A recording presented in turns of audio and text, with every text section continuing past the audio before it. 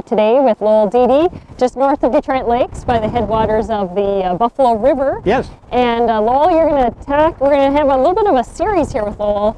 Okay. He's studying water quality of the Buffalo River, and you have some observations about other water bodies in the area. But first of all, Lowell, tell us a little bit about your experience. I mean, you're a walker. Sure. So Yes, one yes. of your walks, you had an observation, and it kind of got the wheels spinning, so to speak. Yes, it did.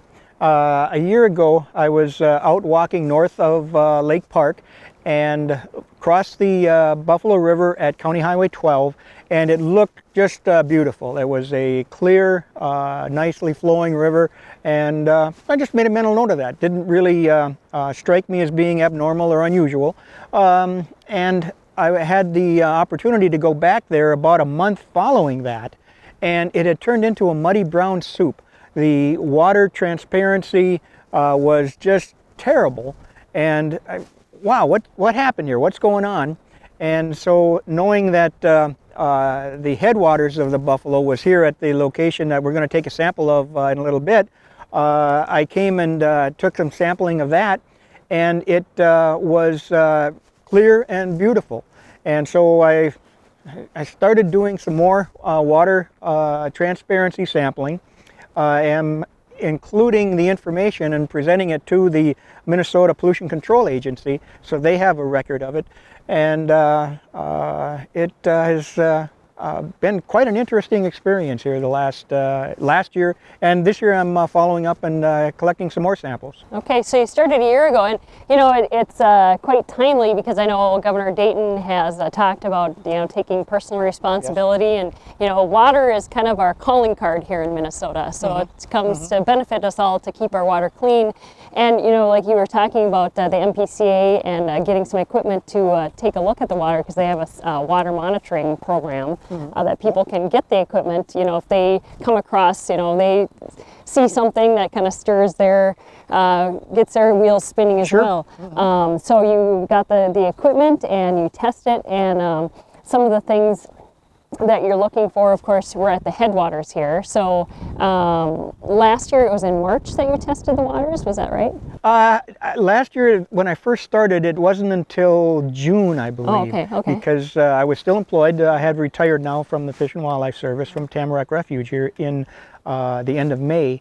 And then is when I started getting I got the Secchi tube and went and started taking some samples. Okay, so any citizen can go and get a Secchi tube, if they want to take on the citizens, get involved in the citizen monitoring program. Sure. All right. There are, it is called the Minnesota Stream Monitoring Program. Okay. And there's also a lake monitoring program, right. That folks can go out and sample various lakes.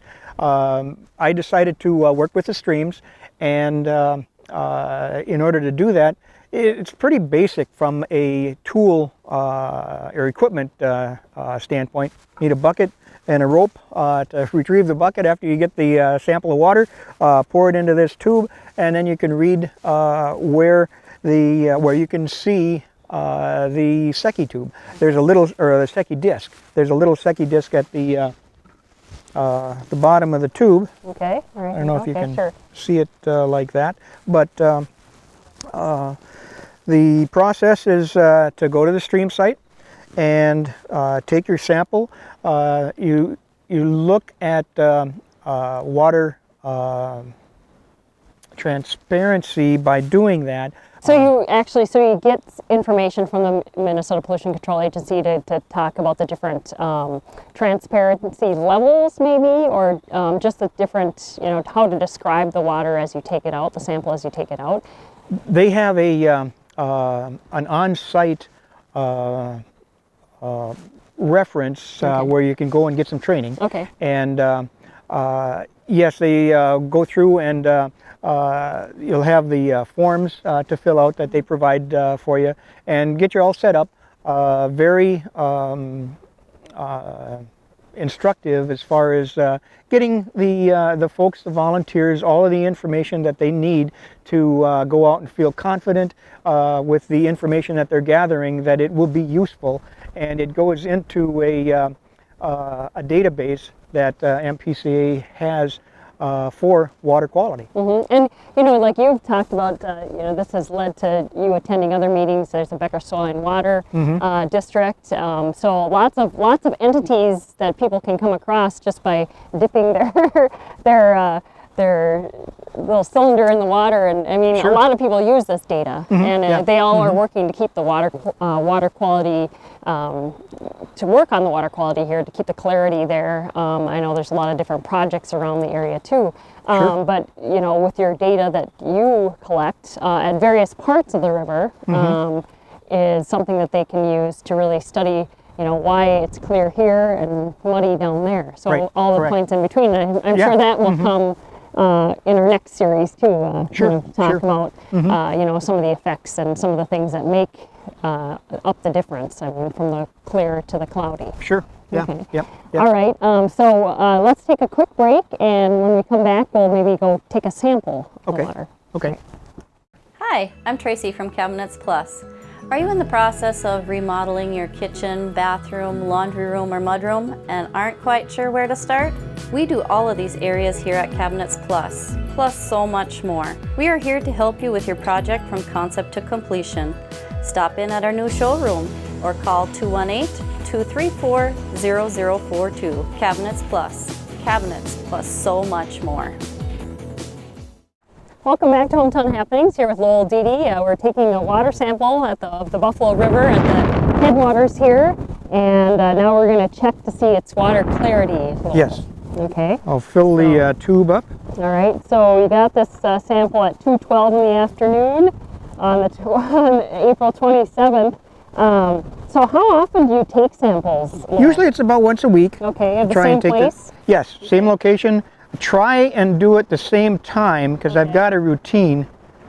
Boy, this wind is making it. Do you take it in the same, so on a clear day, or does the rain affect it, or No, it. Just make sure it's full. All right. All right. So now we're. That's some excess water there. Okay. That.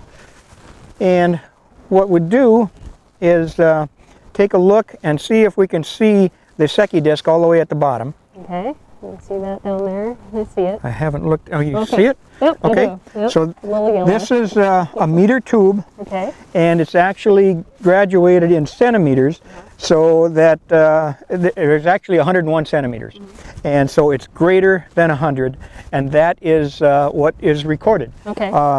The tube could probably be that high and you could still see the bottom of it, which is a very, very good indication of good water clarity, good water quality up here. So that's what we expect. Okay. So the key is to keep it consistent. Check regularly, keep it consistent, and then you can see the small changes, like say the water clarity started to get a little bit less, and all of a sudden it's up to the 10. Sure. Yeah. So that's what you do, and you get that information into MPCA. And you test all the way throughout the summer, or as soon as the water is opened. Yeah. This year I started on the 24th of March, and I'll probably go until October. I think that's their field season, and they usually like to get the data into the state office by the end of October. Last year I did some sampling as well into November and December, but it wasn't on the weekly routine or schedule. I spaced it out a little bit more. I think I only did one in October, one in November, and one in December. And that was just to provide some baseline information to get a look at what the water clarity was before ice over. Okay. And so then I started to resume my sampling again now in March. All right. So the next time we talk, we're going to be at another location, maybe downstream, Yeah. a little bit later in the summer, or earlier in the summer, I guess we could say, and Yeah, we'll yeah. check that water quality. And Sure, that sounds good. we'll- Sounds like a good We'll plan. meet again, Lowell. Great. Okay. All right. With Lowell Dede, I'm Carol McCarthy for Hometown Happenings TV3.